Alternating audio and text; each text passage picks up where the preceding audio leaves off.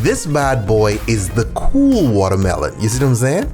Kind of like the hip watermelon. He's the watermelon every watermelon wants to be. Vodka. Come behind it with some elderflower liqueur. Beautiful. Follow elderflower liqueur up with some fresh squeezed lime juice.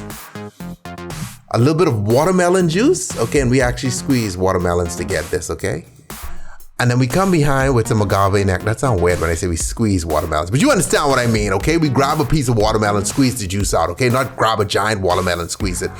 Okay, ice in our glass, and then we pour in that delicious mix. We got a little watermelon wedge as a garnish behind. It does look cool. It does, seriously, like if this guy was in school, he'd have all the girls. Or if he was a girl, or if she was a girl. If it was a girl, he'd have all the guys, all right? You gotta be gender appropriate in here, man. We can't offend any groups. Don't get boycotted by someone. All right, sip, sip, sip. Delicious drink. Stay tipsy, my friend. Stay tipsy.